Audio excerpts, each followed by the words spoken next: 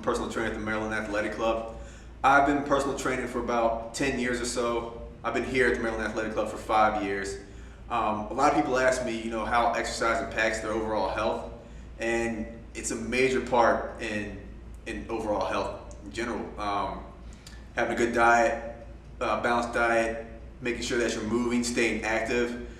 A lot of people are sedentary nowadays with their work, being in school, just driving. The commute for people is long, whether you're sitting on a train, driving your car, on the airplane, riding the bus, whatnot.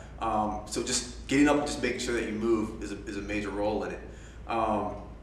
There's an 80-20 rule a lot of people ask me questions about, as far as whether or not, is it really 80% in the kitchen, is it 20% in the gym, or vice versa. A lot of that has to do with genetics for one, and then but definitely, like they say, abs are made in the kitchen, and that's true. Just making sure that you have a balanced diet, make sure you get your protein in, staying away from a lot of the sugars, making sure that you're getting your complex carbohydrates in, and just make sure that you're eating, I prefer to say, more frequently throughout the day. So whether you're having 5 to 6 small portions, every 2 or 3 hours, or it's even fine to do a breakfast, lunch, and a dinner with snacks in between. Basically, you just kind of got to figure out what works best for you, based on your schedule, how your body responds. Everybody's different, so it's kind of my job is to figure out, you're the puzzle, what pieces do I need to put in part to build your perfect puzzle. So people want to get started with their fitness journey, what you can do is figure out what time of the day works best for me, when I feel like I have the most energy. Some people are morning people, they prefer to work out in the morning. Some people like that lunchtime workout, or even you have your night owls that prefer to work out at night. Me personally, I have to, with my schedule, I got to get it in when I can get it in. So if you're in that category, then you gotta make do with what works. So if you were, let's say, if you were having trouble just getting motivated, you could you could look for a personal trainer. You could go on the internet, I guess, look up some YouTube videos, whatever you need to do to get that little bit of motivation just to get set foot in the gym. Whether you have access to a local fitness club like the Maryland Athletic Club, or if you're going to be with a person that has a gym at your office, or a gym in your apartment complex, or whatever, or even if you just want to do outdoor workouts and whatnot, just figure out, find your zone, find a place where you feel comfortable, and just start from there. So let's just say that you were starting at a health club, and you decided you want to work with a trainer, and then we would get you set up with what you would need to do. Get your schedule locked down, get all your goals in, do an assessment, body composition, let's see, yeah, just basic goal setting, and then an assessment, evaluation, and figure out where we're starting from, your strengths, your weaknesses, your injuries, your past experiences. Have you worked out before? Are you new to this? Are you somebody who's used to be heavy in the exercise game, you're falling off track for a little bit, now you're getting back in.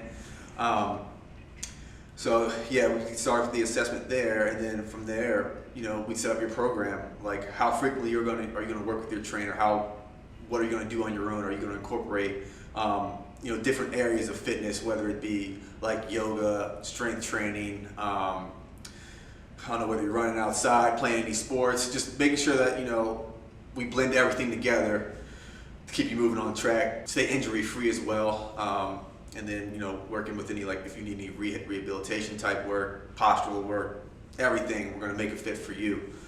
And then there's also that I have a lot of female clients, and first thing they want to say to me is well, if I lift weights, am I going to get big or bulky? Am I going to bulk up? I don't want to look like a bodybuilder. I want to have that lean, I guess lean, long look with that physique.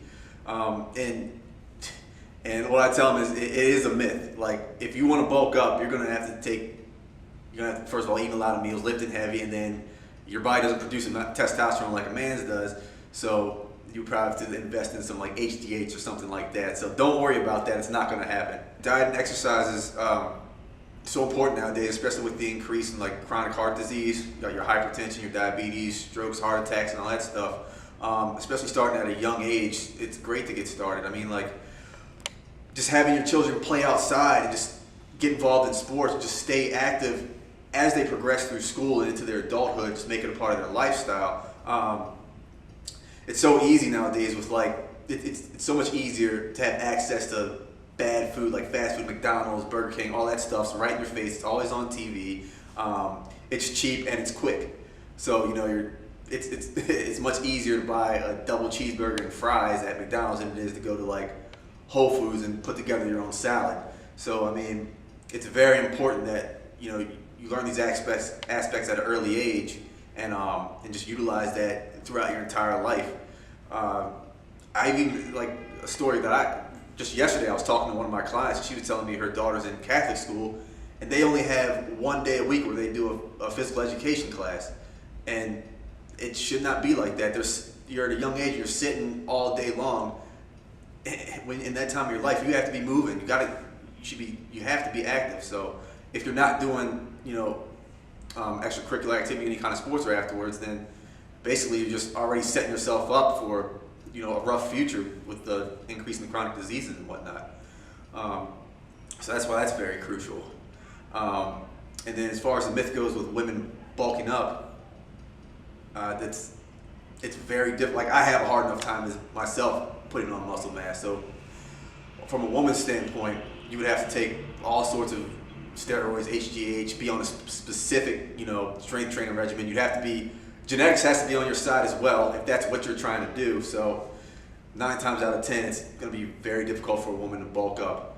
Most women feel like if they put it, you know, they gain an inch in their thighs or whatnot, that they're getting way too big, or just based on self-body image. So it's just a matter of like how you feel in your clothes, I guess how do you feel in your skin, and just figuring out, you know, like what works best for you. Okay, and we'll start off with some exercises that you can do if you don't have access to a gym.